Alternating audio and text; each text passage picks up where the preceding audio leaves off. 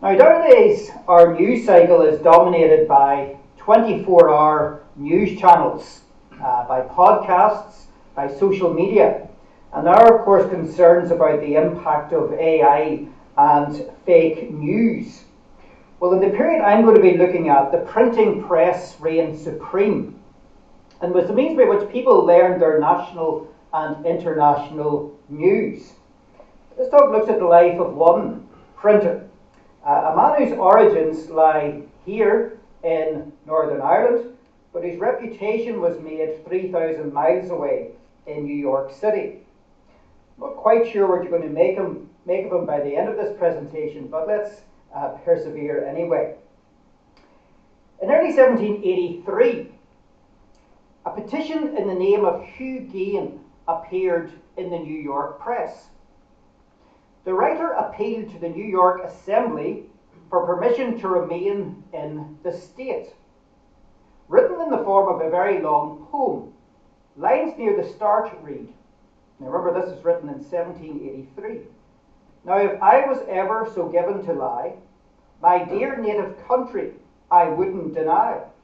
I know you love Teagues, and I shall not conceal that I came from the land where Phelim O'Neill and other brave worthies ate butter and cheese, and walked in the clover fields up to their knees. And you might think that is a rather strange way to address the New York Assembly. But in fact, the poem was not written by Hugh Gaine himself, but rather by Philip Freneau, known as the poet of the American Revolution, who over many pages lampooned this son of Portglenone, ridiculing him in the most extreme way. So who was Hugh Gaine? And why should he have been satirized in this way? Well, let's begin in Portglenone. Hugh Gaine was born around 1726, so this year is very possibly the 300th anniversary of his birth. We only know the name of his father, Hugh Sr. We don't know the name of his mother. In the early 18th century, Portglenone was a small settlement. Now, it's an important crossing of the River Bann, location of one of only two bridges over the lower Bann, the other being at Coleraine.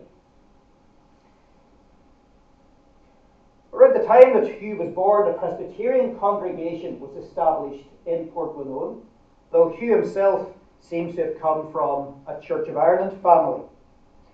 Now, Gaine is an unusual name, but the family seems to have been in Portglenone for a number of generations.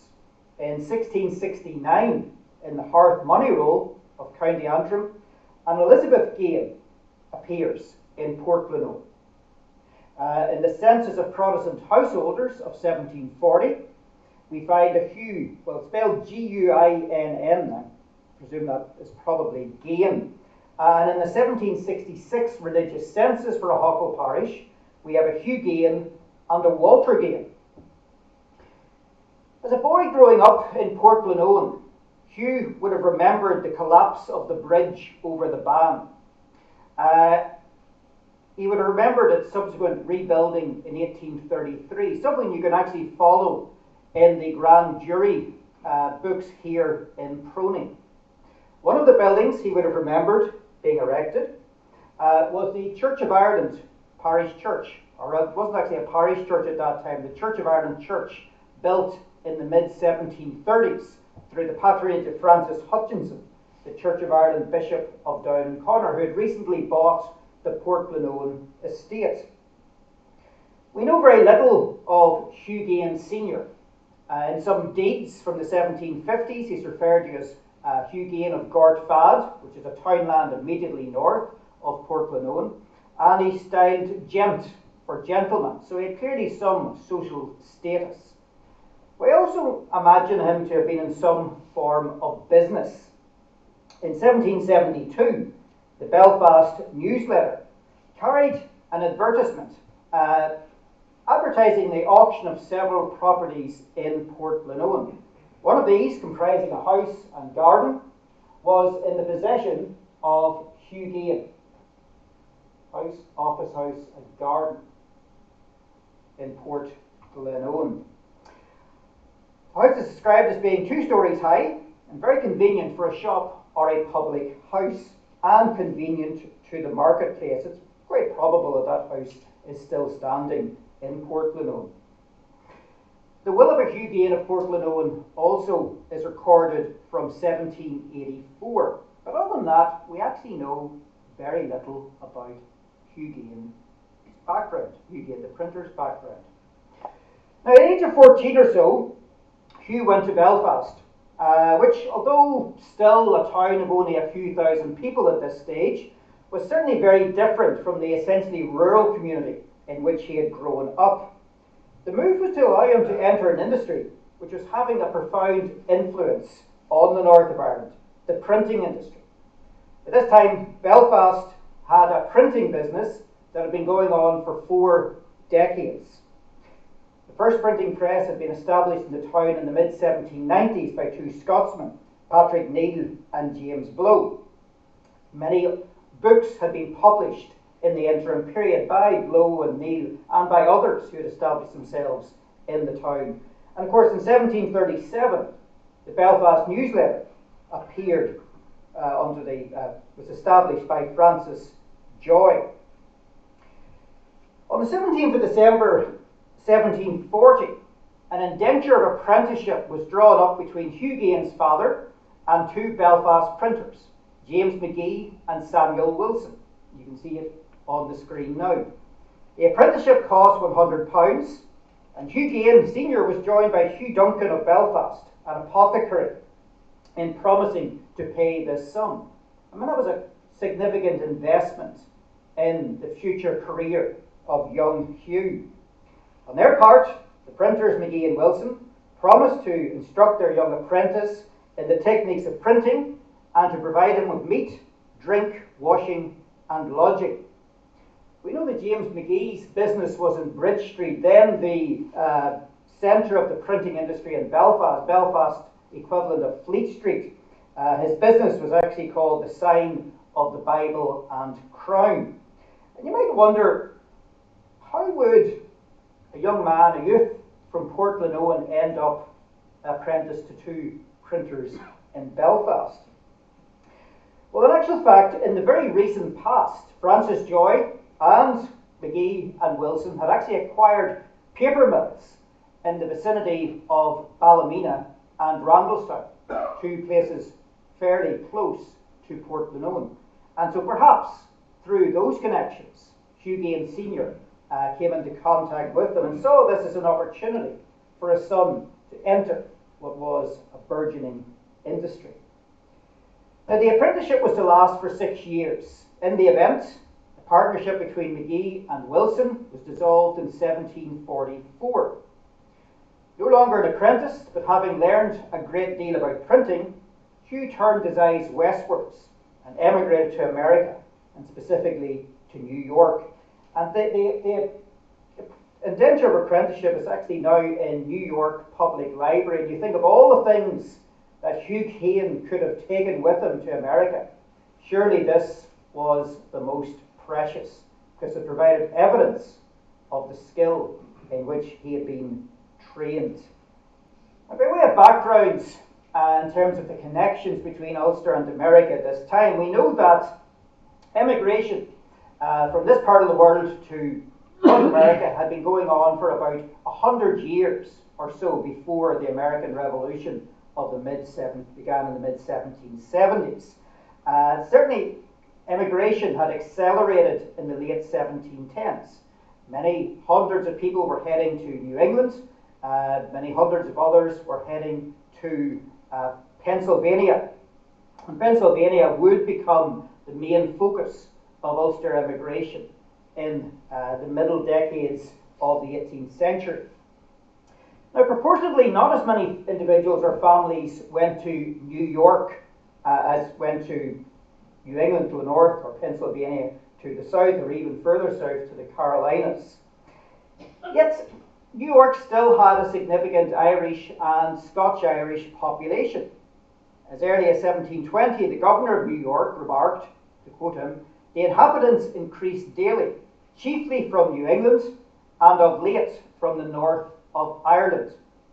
And among its inhabitants, when Hugh arrived, or who would arrive shortly afterwards, were people like George Folliot, the nephew of a merchant in Derry, James and Atchison Thompson, who imported linen from Newry, Hercules Mulligan from Coleraine, whose business specialised in men's clothing, and John Hill from Omagh, who ran a tavern and later opened the new Beefsteak and Oyster House in New York.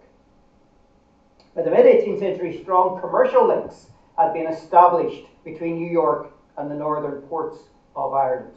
The firm of Gregg and Cunningham, founded in 1757 by Thomas Gregg and Waddell Cunningham, specialised in exporting flaxseed to Ireland and became the most successful transatlantic business partnership of the colonial era. At this time, New York's population was approximately 15 to 20,000 people. It was just overtaking Boston as the second largest city in colonial America. Philadelphia was the most populous. Now, shortly after arriving in New York, Hugh found work as a journeyman printer with James Parker. Parker had been established as a printer in New York in 1742 by Benjamin Franklin. In 1751, Hugh's brother arrived in New York. Parker provided bed and board for the young man and also offered to set him up as a bookseller in Woodbridge, New Jersey. The plan was to split the profits of the shop three ways: a quarter each to Parker, Hugh Gaine, and the remaining half to be kept by Gaine's brother. The venture was not to last. The brother was a habitual drunkard and was sacked by Parker in February 1752 for maltreating his slaves. For this and for other reasons, there was a breach in the relationship between Hugh Gaine and James Parker. Hugh decided to branch out on his own and opened a bookshop and ordered a printing press from England, which arrived in the summer of 1752. The arrival of the press meant that Hugh could begin printing, and on the 3rd of August 1752, he began publishing a newspaper, the New York Mercury. He had ambitions that the newspaper would be widely read, and he announced that subscription would be received in such far-flung places as Connecticut, Philadelphia, and even Jamaica. His first book was Hutchins' Almanac for 1752, the first of many different almanacs produced by Gaine in the years that followed. And as Stephen has said, one of the almanacs published by Hugh Gaine is here in Proney, and you can view it yourself. It's also featured in Proney's volume of treasures relating to the American connection. Now, among the more interesting books that Gaine published was an edition of the Book of Common Prayer in the Mohawk language. In 1752, he was one of the founders of the New York Society Library. And not long after setting himself up as a printer in New York, Gaine was drawn into a controversy between the city's Presbyterians and Episcopalians. The latter comprised the most influential body in New York, and that was resented, understandably, by the Presbyterians, largely composed of the Scots and the Scots-Irish. The controversy focused on the formation of a college, King's College, now Columbia University, and the efforts by the Episcopalians to make it their institution. Inevitably, the dispute made its way into print, and a number of pro-Episcopalian pieces appeared in Gaine's newspaper, the Mercury. This enraged the Presbyterian faction, who complained that Gaine was offering them no right of reply. An effort to have a fake Irish petition against the college, printed in the Mercury in April 1753, was unsuccessful. Gaine was warned that his behaviour in this matter will, to quote, will not only be prejudicial to your interest and against the very design and proper business of the press, but is in a very great degree an attack upon its liberty, which printers above all men should be solicitous to maintain and encourage. Gaine refused to budge, and eventually, in September 1753, issued a harsh rebuttal of the claims made against him. Now, that certainly did not settle matters, for in the same month, a new newspaper appeared, the Occasional Reverberator. It devoted its entire first issue to attacking Hugh Gaine. The newspaper, however, did not last long. Gaine remained firm in the face of opposition, and eventually his opponents realised they could not defeat him, and since they could not defeat him, what they did was to enter into negotiations with him, offering to pay him for publishing their articles. So paid articles are certainly not something new in the press. Gaine agreed and published statements by Presbyterians setting out their case. So a week later, a column titled "The Watchtower," representing the Presbyterian interest, appeared in the Mercury. Now, despite this, Gaine remained a figure of suspicion for Presbyterians in New York, and one of the principal Presbyterians in the city, William Livingston, whose ancestor John Livingston had been the minister of Colinchie in the 1630s. In 1754, William Livingston wrote that he is a fickle fellow and easily intimidated by our opponents. Gaine, however, proved more reliable than expected. Now, one of the more amusing aspects of the controversy was the printing of fake adverts in the Mercury, promoting non-existent books. For example, on the 3rd of February 1755, the Mercury published an advert for several books, one of which was titled "Material Fire, Necessarily Conducive to Intellectual Illumination, or the Necessity of Persecution for the Conviction of Presbyterians and Infidels," with an appendix proving that a man may be rendered the more orthodox by having his head broke.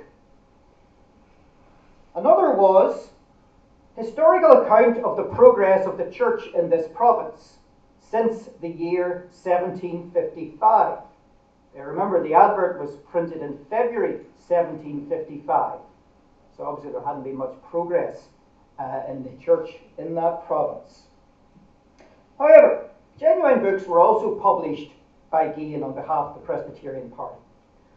It was titled "A Narrative of a New and Unusual American Imprisonment of Two Presbyterian Ministers and Prosecution of Mr. Francis McKeeby." Now, do you understand the significance of this book? We need to go back to the early 18th century, the very beginning of the 18th century. Francis McKeeby, known as the father of American Presbyterianism, born in County Donegal, ordained for work in America, and sailed across the Atlantic in 1683 to begin a pioneering ministry that continued until his death in 1708. Instrumental in organising the first presbytery in America, which met in Philadelphia in 1706.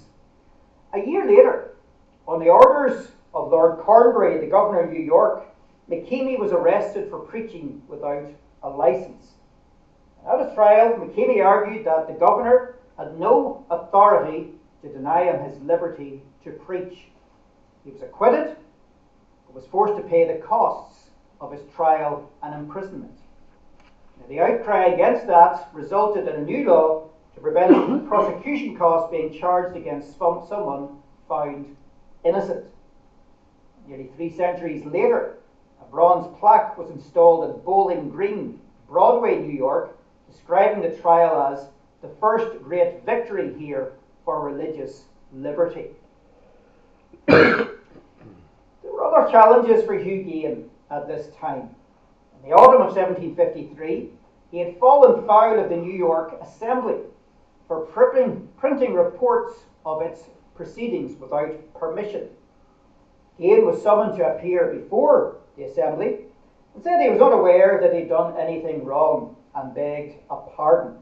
He was reprimanded, but no further action was taken. Although printing was important for Gaine, his main activity, it seems, was as a bookseller. Books were imported from England, and he also sold stationery and tickets for the theatre. He also looked to other ventures to make money, selling such commodities as corkscrews, razors, shaving soap, playing cards, prints of William Pitt the Elder, boots and shoes, Christmas pieces, fiddles, fifes and flutes, watches, lottery tickets, a broad range of items of clothing, and even Irish butter. From 1760, he also began to sell medicines designed to combat afflictions such as scurvy, toothache, and corns.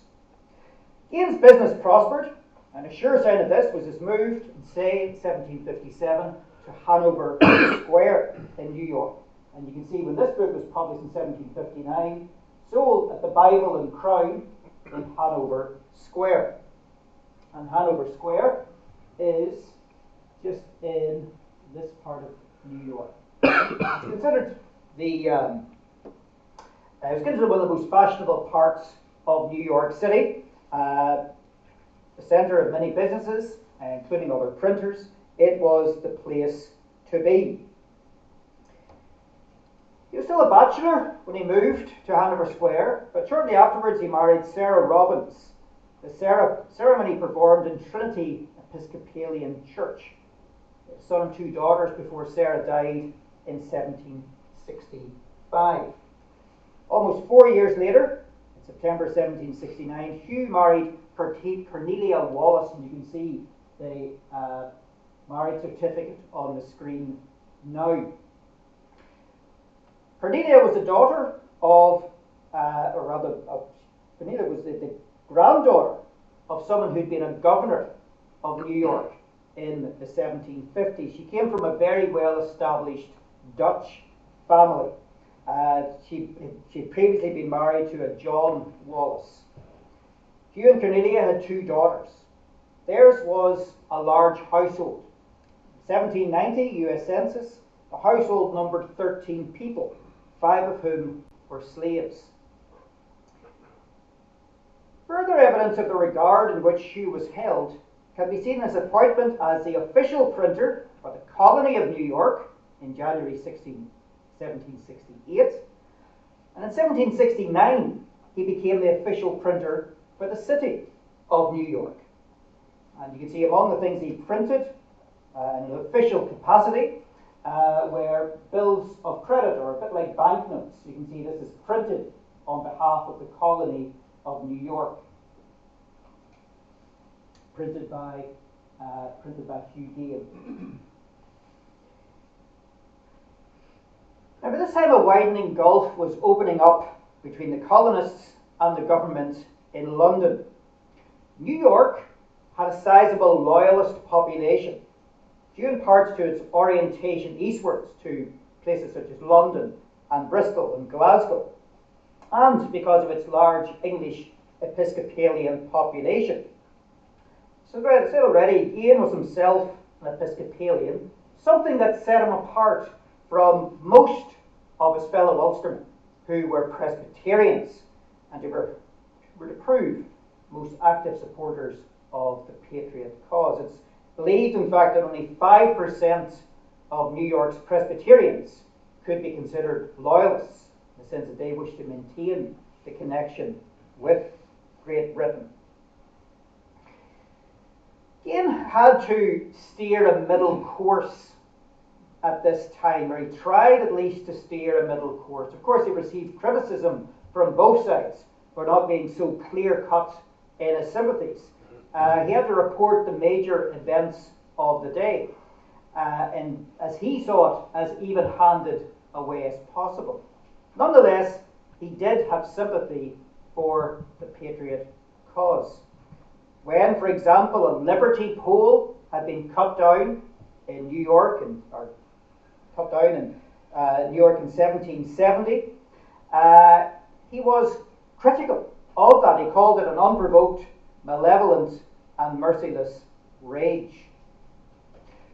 Now, continued anger at British policies in America eventually led to the creation of the Continental Congress in 1774, an attempt to bring together the colonies in a common cause. First met in Philadelphia in September 1774, when Charles Thompson, another Ulsterman, who has featured in many things already this year, was appointed its secretary. The Revolutionary War itself began in the spring of 1775. And in early 1776, John Roger, the son of immigrants from Ulster, who was the pastor of the first Presbyterian church in New York City, encouraged his parishioners to, as he said, let a spirit of patriotism fire your breath. Now, by that time, most of the delegates in the Continental Congress had abandoned any hope of reconciliation with Great Britain. And as is well known, on the evening of the 4th of July, the finalised handwritten copy of the Declaration of Independence, bearing the signatures of John Hancock, the President of the Congress, Charles Thompson, the Secretary, and John Dunlap, the printer, who was from Strabane, was produced in Philadelphia. Dunlap had worked through the night to have the broadside ready for distribution the next day. And it's believed that some 200 copies were produced by Dunlap, and that maybe only 24 or so are known to exist today. And I know that Froning has had a copy of the Declaration of Independence printed by Dunlap on display here in the recent past. The news of the Declaration of Independence reached New York quickly. On the 8th of July, Gaine's newspaper, the Mercury, reported that Congress had, quote, unanimously resolved to declare the United Colonies free and independent states. When an actual copy of the Declaration of Independence arrived in New York, Gaine had it copied and reproduced the text on the front page of his newspaper on the 15th of July.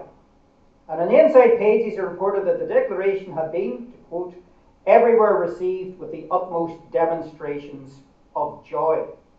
What Gaine also did was to go on to print his own broadside of the Declaration of Independence, changing simply the name of the printer at the bottom from John Dunlap to Hugh Gaine.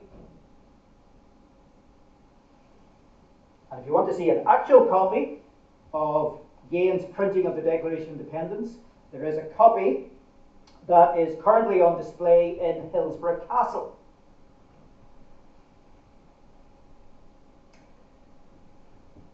The Revolutionary War was one in which the Patriots suffered a number of setbacks.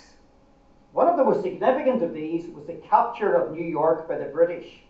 Now, New York was strategically important as it lay between the Patriot strongholds in New England and the Patriot strongholds in Pennsylvania. So it made it a natural target for British troops. And over that summer, thousands of people fled from the city. On the 22nd of August, the British forces occupied Long Island, and 5 days later defeated the Continental Army at the Battle of Long Island, in what many have considered the largest battle of the war. Hugh watched these events unfold with considerable alarm. On the 2nd of September, his newspaper reported that New York was, to quote, now invaded by a powerful fleet and army. The inhabitants are obliged to seek a retreat in the country. He printed the last New York issue of his paper on the 9th of September 1776, before withdrawing across the Hudson to Newark in New Jersey.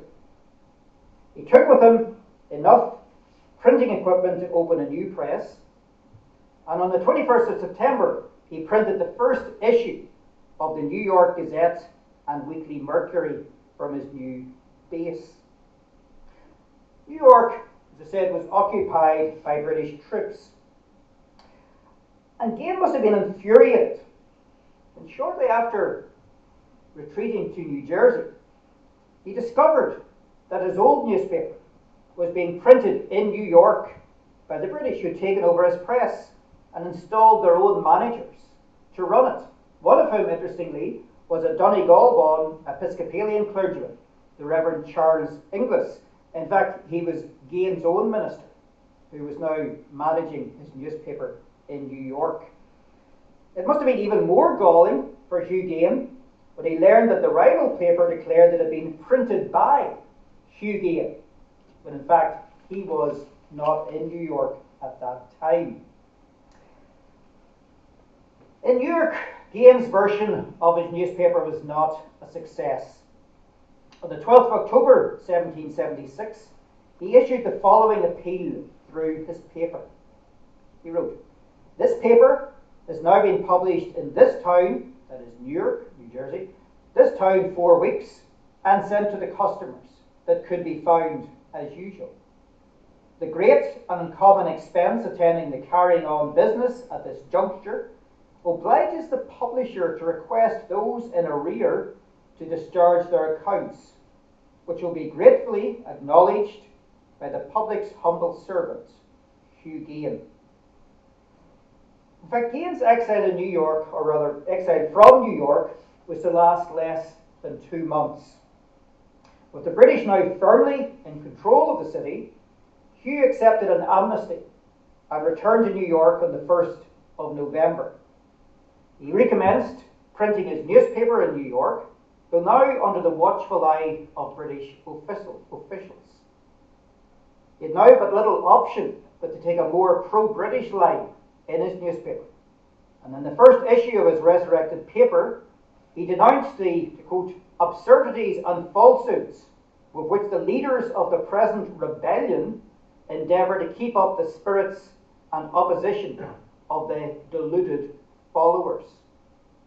He remained a figure of suspicion, however, and was not restored to his official position as printer for the Crown, which was instead given to someone considered more reliable. Gaine's recrossing of the Hudson in the autumn of 1776 resulted in much criticism at the time and since. He was and has been denounced as a traitor and a turncoat. He was the subject of much derision in the press. The Pennsylvania Journal posed the question, "Who is the greatest liar upon the earth?" The answer was Hugh Gaine of New York, printer. The Pennsylvania Packet, published by John Dunlap, devoted almost the entirety of the 18th of February 1777 issue to mocking the Mercury. Famous writer and philosopher Thomas Paine wrote, "We can tell by Hugh Gaine's New York paper what the complexion of the London Gazette is." A small part of the lengthy poem by Philip Freneau has already been quoted. One recent historian has written, "His name would be synonymous with deceit and greed for the remainder of the war."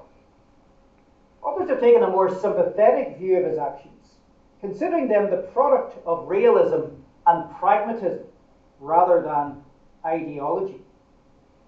Many observers believed it was only a matter of time before the British would move on to New Jersey. What then would Hugh do? Would he keep retreating westwards? The Revolutionary War ended in 1783, and British troops finally left New York City in November of that year. In the same month, Gaine printed the final issue of his newspaper.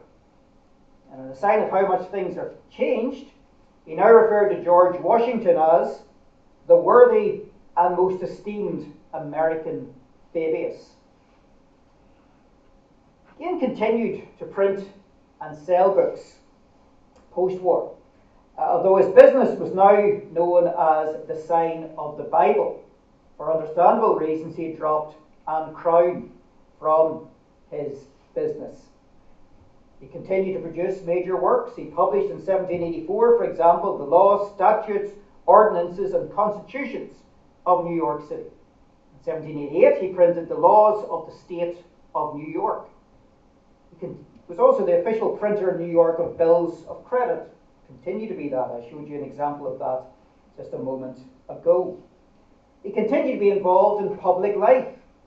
He was one of the founders of the Friendly Sons of St. Patrick of New York, a body that had been formed in the winter of 1783-84 to offer assistance to immigrants from Ireland in situations of need.